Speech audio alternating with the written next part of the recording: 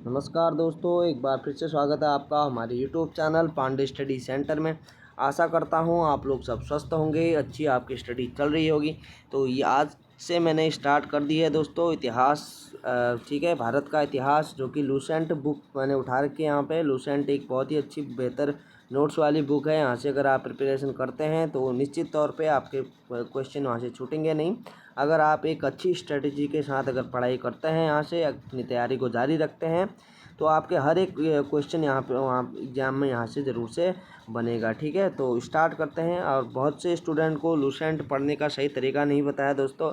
आपको ज़्यादा नहीं कोई स्टूडेंट तो ऐसे भी होते हैं जो कि बुक को देख के घबरा जाते हैं कि बहुत, एक तो इसमें इतना छोटे से लेटर में लिखा गया है सब कुछ, क्योंकि इतने ध्यानपूर्वक पढ़ना एक बहुत मुश्किल बात हो जाती है दोस्तों।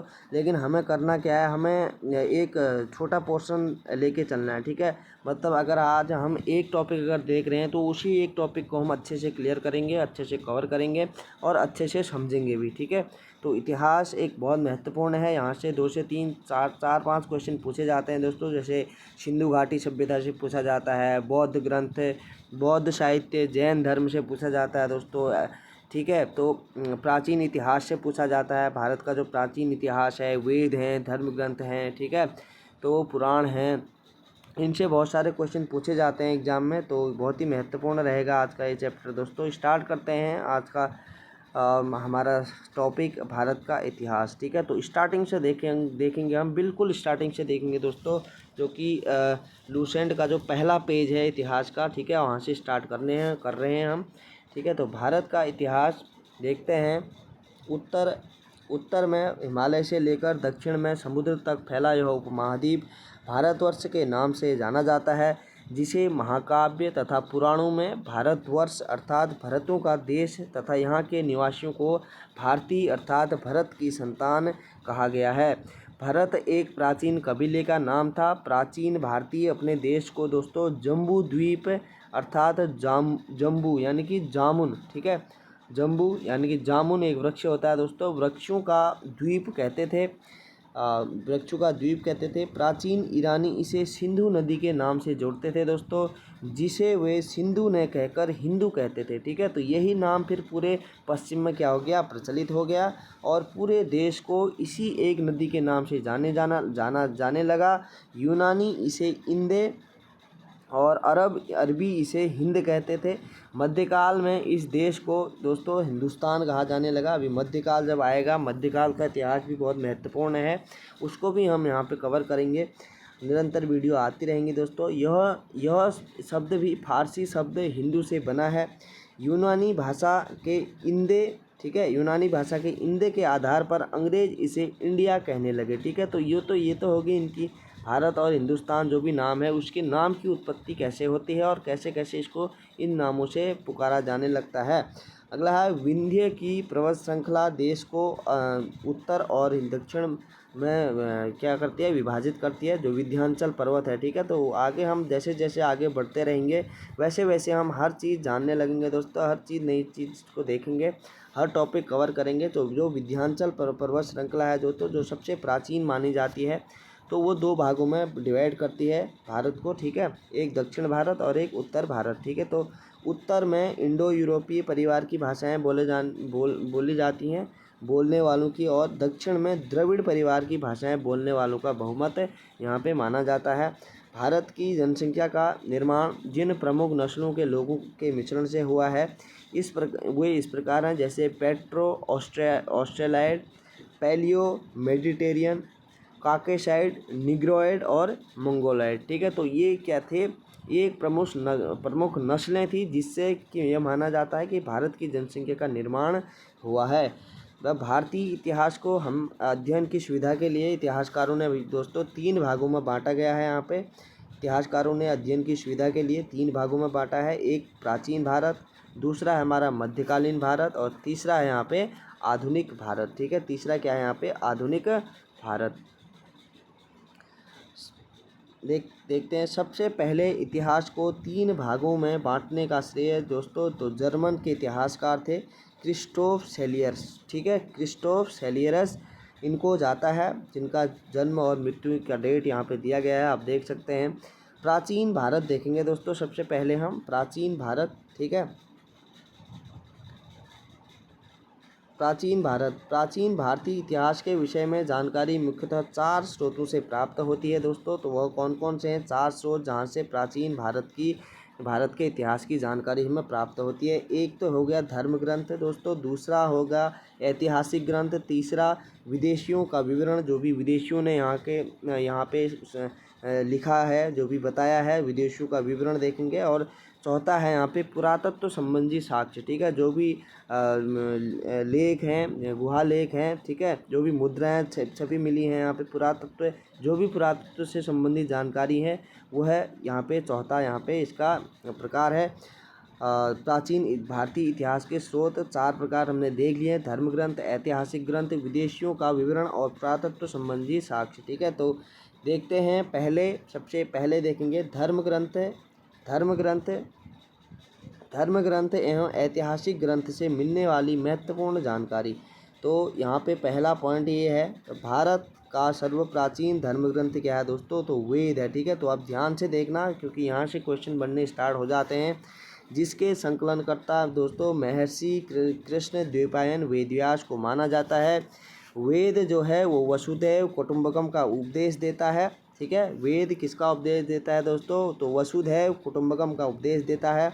भारतीय परंपरा वेदों को नित्य तथा अपौरुषेय मानती है, ठीक है। भारतीय परंपरा वेदों को क्या मानती है? नित्य तथा अपौरुषेय मानती है। वेद 4 हैं, सबको पता होगा दोस्तों, एक ऋग्वेद, दूसरा यजुर्वेद, तीसरा सामवेद और चौथा अथर्ववेद। तो इन 4 वेदों को संहिता भी कहा जाता है। तो संहिता अगर वर्ड कहीं पे आपको क्वेश्चन बनता है तो अथर्ववेद, ये 4 वेदों को क्या कहा जाता है? संहिता भी कहा जाता है।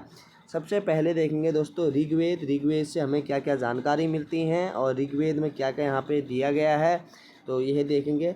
तो ऋचाओं के क्रमबद्ध ज्ञान के संग्रह को दोस्तों ऋग्वेद कहा जाता है। इसमें 10 मंडल और 1028 सूक्त, मतलब वाल्खील्य पाठ के 11 सूक्तों सहित, ठीक है। तो 1028 जो सूक्त दिए हैं उसको कह रहा है वाल्खील्य पाठ के 11 सूक्तों सहित एवं 10,462 क्या हैं ऋचाएँ इसमें प्रभावित हैं। इस वेद के ऋचाओं के पढ़ने वाले ऋषि को दोस्तों होत्र कहा जाता है, ठीक है। तो ये भी इम्पोर्टेंट है, क्या कहा जाता है? होत्र कहा जाता है। इस वेद से आर्य के राजनीतिक प्रणाली, इतिहास एवं ईश्वर की महिमा के बारे में हमें क्या मिलती है? जानकारी मिलती है। बहुत महत्वपूर्ण वेद है, सबसे प्राचीन वेद है दोस्तों ऋग्वेद, ठीक है, जिसमें 10 मंडल हैं, 1028 सूक्त हैं और 10,462 दोस्तों ऋचाएँ हैं। तो कई बार एग्जाम में ऐसे भी क्वेश्चन पूछ लिया जाता है, तो ऋग्वेद में कितने सूक्त हैं, ऋग्वेद में कितने मंडल हैं या फिर कितनी ऋचाएँ हैं, तो आप यहाँ पे देख सकते हैं। विश्वामित्र द्वारा रचित ऋग्वेद, ठीक है। तो ऋग्वेद के रचयिता कौन है दोस्तों? विश्वामित्र, ठीक है। विश्वामित्र द्वारा रचित ऋग्वेद के 3रे मंडल में सूर्य देवता सावित्री को समर्पित प्रसिद्ध गायत्री मंत्र का उल्लेख मिलता है। गायत्री मंत्र का उल्लेख दोस्तों कहाँ मिलता है? तो ऋग्वेद में ही मिलता है। और किस कंडीशन में मिलता है ये भी देख लीजिए। विश्वामित्र द्वारा रचित ऋग्वेद के 3रे मंडल में, ठीक है, ऋग्वेद के 3रे मंडल में सूर्य देवता सावित्री को समर्पित गायत्री मंत्र मिलता है। इसके 9वें मंडल में देवता सोम का भी उल्लेख मिलता है। इसके 8वें मंडल की हस्तलिखित ऋचाओं को खिल कहा जाता है दोस्तों। तो यह भी क्वेश्चन बन सकता है एग्जाम में कि देवता सोम का उल्लेख ऋग्वेद के कितने मंडल में मिलता है? तो 9वें मंडल में यहाँ पे मिलता है दोस्तों, ठीक है। गायत्री मंत्र का उल्लेख कहाँ मिलता है? तो ऋग्वेद के 3रे मंडल में मिलता है गायत्री मंत्र का उल्लेख। और उसके जो हैं लेखक कौन है, मतलब जिन्होंने ऋग्वेद लिखा है वो हैं, जिसने गायत्री मंत्र दोस्तों लिखा है वो विश्वामित्र है, ठीक है। तो ये 3-4 क्वेश्चन ऐसे बन सकते हैं यहाँ पे। तो छोटे छोटे क्वेश्चन यहाँ पे ध्यान रखना है हमें। इसके 8वें मंडल की हस्तलिखित ऋचाओं को खेल कहा जाता है। चातुस्वर्ण समाज की कल्पना का आदि स्रोत क्या है? ऋग्वेद के 10वें मंडल में वर्णित पुरुषोक्त है, जिसके अनुसार 4 वर्ण बनाए गए दोस्तों, ब्राह्मण, क्षत्रिय, वैश्य तथा शूद्र, ठीक है। तो जो समाज को 4 भागों में बांटा गया, किन आधार पे? ब्राह्मण, क्षत्रिय, वैश्य तथा शूद्र। आदि पुरुष ब्रह्मा के क्रमशः मुख से, ठीक है, ब्राह्मण मुख से, क्षत्रिय भुजाओं से, वैश्य जंघाओं से और शूद्र क्या है चरणों से उत्पन्न हुए। किसके किनके चरणों से, तो किनकी भुजाओं से, किनके मुख से, तो पुरुष ब्रह्मा के, ठीक है। तो ये ऋग्वेद में यहाँ पे लिखित है, ठीक है। तो ये चीज़ें यहाँ पे इतिहास में लिखित है ऋग्वेद में। और कौन से मंडल में है दोस्तों, 8वें मंडल की 10वें मंडल में यह लिखा गया है। तो आगे देखेंगे, धर्मसूत्र 4 प्रमुख जातियों की स्थितियों, व्यवसायों, दायित्वों, कर्तव्यों तथा विशेषाधिकारों में स्पष्ट विभेद करता है। ऋग्वेद के कई परिच्छेदों में प्रयुक्त अधन्य शब्द का संबंध किससे है दोस्तों, तो गाय से है। अगर कहीं पे क्वेश्चन बनता है अधन्य शब्द का संबंध किससे है, तो वहाँ किससे है, गाय से है। तो ये यहाँ पे एक वो दिया गया है दोस्तों, बॉक्स बनाया है, ईसा पूर्व ईस्वी। जैसे हम एडी और बीसी बोलते हैं ना, तो वो भी आपको क्लियर हो जाएगी जिनको नहीं पता है, और जिनको पता है उनके लिए अच्छी बात है, एक बार और रिवीजन हो जाएगा।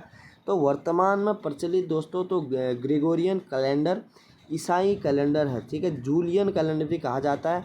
ईसाई धर्मगुरु जो थे दोस्तों ईसा मसीह के जन्म वर्ष से कल्पित पर आधारित है। कौन सा, यही कौन सा, ग्रेगोरियन कैलेंडर, ठीक है। ईसा मसीह के जन्म के पहले के समय को ईसा पूर्व यानी कि बीसी, ठीक है, बीसी यानी कि before the birth of Jesus, ठीक है, कहा जाता है। ईसा पूर्व में वर्षों की गिनती उल्टी दिशा में होती है। जैसे महात्मा बुद्ध का जन्म कहाँ हुआ, कब हुआ था दोस्तों, 563 ईसा पूर्व में, और मृत्यु 483 ईसा पूर्व में। तो क्या है, वर्षों की गिनती क्या होती थी दोस्तों, उल्टी होती थी बीसी में, ठीक है, ईसा पूर्व में। यानी ईसा मसीह के जन्म के 563 वर्ष पूर्व महात्मा बुद्ध का जन्म एवं 483 वर्ष पूर्व क्या हुआ, यहाँ पे मृत्यु हुई। ईसा मसीह की जन्म तिथि से आरंभ हुआ सन ईस्वी, ठीक है। ईसा मसीह की जन्म से क्या आरंभ हुआ, सन ईस्वी कहलाता है। इसके लिए संक्षेप में ई लिखा जाता है। ईस्वी यानी कि ईस्वी को लैटिन भाषा के शब्द एडी से लिया गया है, भी लिखा जाता है, एडी भी लिखा जाता है। एडी यानी एनो डोमिनी, जिसका शाब्दिक अर्थ है दोस्तों in the year of Lord Jesus Christ, ठीक है। अगला है, विसेंट आर्थर स्मिथ ने प्राचीन भारत का पहला सुव्यवस्थित इतिहास अर्ली हिस्ट्री ऑफ इंडिया 1904 में तैयार किया। इस पुस्तक के 1/3 भाग में केवल सिकंदर का आक्रमण वर्णित है, ठीक है। 1/3 भाग में, 1/3 भाग यानी कि बहुत बड़ा भाग है। अर्ली हिस्ट्री ऑफ इंडिया किसकी पुस्तक है दोस्तों, यहाँ पे तो किसकी पुस्तक है, ऑथर स्मिथ की पुस्तक है अर्ली हिस्ट्री ऑफ इंडिया, जिस 1904 में जिन्होंने लिखी तैयार की थी। और इस पुस्तक के 1/3 भाग में केवल सिकंदर के आक्रमण के बारे में वर्णित है। इसमें भारत को स्वेच्छाचारी शासन वाला देश कहा गया, जिसे ब्रिटिश शासन की स्थापना से पहले कभी राजनीतिक एकता का अनुभव नहीं हुआ था। इन्होंने लिखा है, वस्तुतः भारतीय इतिहासकारों का सरोकार शासन के एकमात्र स्वरूप तानाशाही से ही है, ठीक है। तो ऐसा इन्होंने अपनी पुस्तक में लिखा हुआ है। आगे है, वामनावतार के 3 पंगुओं के आख्यान का प्राचीनतम स्रोत क्या है दोस्तों, तो ऋग्वेद है, ठीक है। तो बेहद महत्वपूर्ण यह वेद है ऋग्वेद, जो कि सबसे प्राचीन वेद माना जाता है। ऋग्वेद में इंद्र के लिए 250 तथा अग्नि के लिए 200 ऋचाओं की रचना की गई है। तो प्राचीन इतिहास के साधन के रूप में वैदिक साहित्य में ऋग्वेद के बाद किसका स्थान है दोस्तों, शतपथ ब्राह्मण का स्थान आता है ऋग्वेद के बाद। तो प्राचीन इतिहास के साधन के रूप में वैदिक साहित्य में ऋग्वेद के बाद किसका स्थान है दोस्तों, तो वह है शतपथ ब्राह्मण का स्थान। अगला वेद जो है वो देखेंगे यजुर्वेद, दूसरा वेद है हमारा। यजुर्वेद क्या कहता है दोस्तों, यजुर्वेद में क्या क्या वर्णन किया गया है, इम्पोर्टेंट जो फैक्ट बनते हैं वो देखेंगे। सस्वर पाठ के लिए मंत्रों तथा बलि के समय अनुपालन के लिए नियमों का संकलन यजुर्वेद कहलाता है। इसके पाठकर्ता को अधर्व्यू कहा जाता है, अधर्व्यू, ठीक है। यजुर्वेद में यज्ञों के नियमों एवं विधि विधानों का संकलन मिलता है। तो यजुर्वेद में क्या मिलता है, विधि विधानों, यज्ञों के नियमों एवं विधि विधानों का संकलन मिलता है। इसमें बलिदान विधि का भी वर्णन किया गया है, बलिदान विधि का भी वर्णन यहाँ पे यजुर्वेद में मिलता है। यह एक ऐसा वेद है जो गद्य एवं पद्य दोनों में क्या है, लिखित है, दोनों में लिखित है। सामवेद तीसरा वेद है दोस्तों। देखते हैं सामवेद में क्या यहाँ पे दिया गया है। तो संगीत का जनक भी इसे माना जाता है सामवेद को, ठीक है। तो साम का अर्थ है गान। इस वेद में मुख्यतः यज्ञों के अवसर पर गाए जाने वाले ऋचाओं मंत्रों का संकलन है। इसके पाठकर्ता को उद्रात्र कहते हैं। इसका संकलन ऋग्वेद पर आधारित है। इसमें 1810 सूक्त हैं जो प्रायः ऋग्वेद से लिए गए हैं। किससे लिए गए हैं, ऋग्वेद से लिए गए हैं। इसे भारतीय संगीत का जनक भी माना जाता है। ये इम्पोर्टेंट है, पूछा जा सकता है एग्जाम में, ठीक है। आगे है यजुर्वेद तथा सामवेद में किसी भी विशिष्ट ऐतिहासिक घटना का वर्णन नहीं मिलता है। और ऋग्वेद में थोड़ा बहुत हमें जानकारी मिलती है, थोड़ा बहुत नहीं, ऋग्वेद में बहुत सी जानकारी हमें इतिहास के बारे में पता चलती है। अथर्ववेद दोस्तों जो कि सबसे नवीनतम वेद है, सबसे प्राचीनतम वेद ऋग्वेद, सबसे नवीनतम अथर्ववेद, ठीक है। तो अथर्वा ऋषि द्वारा रचित इस वेद में कुल 731 मंत्र तथा लगभग 6000 पद्य हैं। इसके कुछ मंत्र ऋग्वैदिक मंत्रों से भी प्राचीनतर हैं। औषधों का उल्लेख सबसे पहले अथर्ववेद में मिलता है। किसमें मिलता है, औषधि जो भी होती हैं आयुर्वेदिक, ठीक है। तो औषधों का उल्लेख सबसे पहले अथर्ववेद में मिलता है, ठीक है। देखते हैं आगे क्या कहता है दोस्तों। ऐतिहासिक दृष्टि से अथर्ववेद का महत्व इस बात में है कि इसमें सामान्य पुरुषों के विचारों तथा अंधविश्वासों का भी वर्णन मिलता है। किसमें, अथर्ववेद में। पृथ्वी सूक्त अथर्ववेद का प्रतिनिधि सूक्त माना जाता है। कौन सा, पृथ्वी सूक्त। इसमें मानव जीवन के सभी पक्षों, गृह निर्माण, कृषि की उन्नति, व्यापारिक मार्गों का गाहन, खोज, रोग निवारण, समन्वय, विवाह तथा प्रणय गीतों, राजभक्ति, राजा का चुनाव, बहुमत से वनस्पतियों एवं औषधियों, शाप, वशीकरण, प्रायश्चित, मातृभूमि, महात्य आदि का विवरण दिया गया है। कुछ मंत्रों में जादू टोने का भी वर्णन मिलता है। तो ये जादू टोने का वर्णन किस वेद में मिलता है दोस्तों, तो अथर्ववेद में मिलता है। अथर्ववेद में परीक्षित को कुरुओं का राजा कहा गया है तथा कुरु देश की समृद्धि का अच्छा चित्रण मिलता है।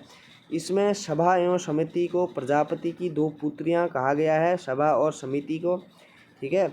वेदों की भी कई शाखाएं हैं जो वैदिक अध्ययन और व्याख्या से जुड़े विभिन्न दृष्टिकोणों का प्रतिनिधित्व करती हैं। शाकल शाखा ऋग्वेद से जुड़ी है। एकमात्र जीवित शाखा है कौन सी, शाकल शाखा। यजुर्वेद को शुक्ल यजुर्वेद और कृष्ण यजुर्वेद 2 शाखाओं में बांटा गया है।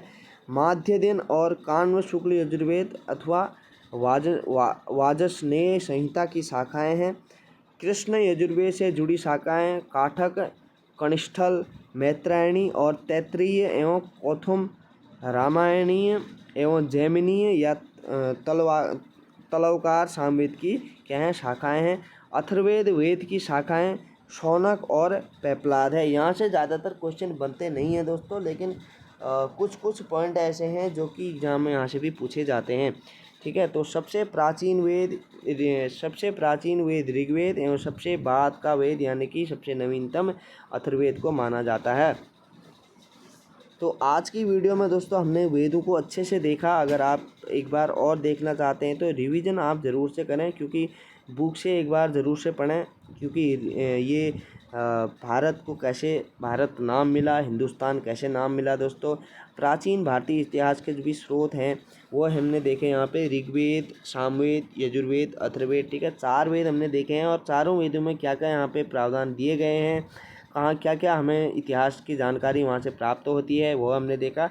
तो अगली वीडियो में हम यहाँ से स्टार्ट करेंगे दोस्तों ब्राह्मण, आरण्यक तथा उपनिषद, ठीक है। और जितने भी उपनिषद है हमारे पुराण हैं तो उनको देखेंगे कहाँ कहाँ से हमें क्या क्या जानकारी मिलती है इतिहास की, तो उनको हम वहाँ पे अगली वीडियो में कवर करेंगे, ठीक है। तो निरंतर आती रहेगी लूसेंट की, जब तक ये पूरी बुक कंप्लीट नहीं हो जाती है, जो कि हमारे सिलेबस के आधार पे जो भी सारे टॉपिक कवर नहीं हो जाते, तब तक इसकी वीडियो आती रहेगी दोस्तों। हमने इतिहास से यहाँ पे स्टार्ट किया है, हम इसमें इकोनॉमी भी देखेंगे, अर्थशास्त्र भी देखेंगे और पॉलिटिकल साइंस भी हम यहीं से कवर करेंगे। ठीक है, तो जो भी सामान्य ज्ञान का पोर्शन बनता है उसको हम यहाँ से कवर करेंगे। और अपने दोस्तों के साथ ज़रूर से शेयर करना दोस्तों वीडियो, और चैनल को सब्सक्राइब ज़रूर से करें और जुड़ जाएं चैनल के साथ। ठीक है, एक कमेंट करके ज़रूर से जाना दोस्तों। ठीक है, तो मिलते हैं दूसरी नेक्स्ट वीडियो में, तब तक के लिए अपना ध्यान रखें। धन्यवाद।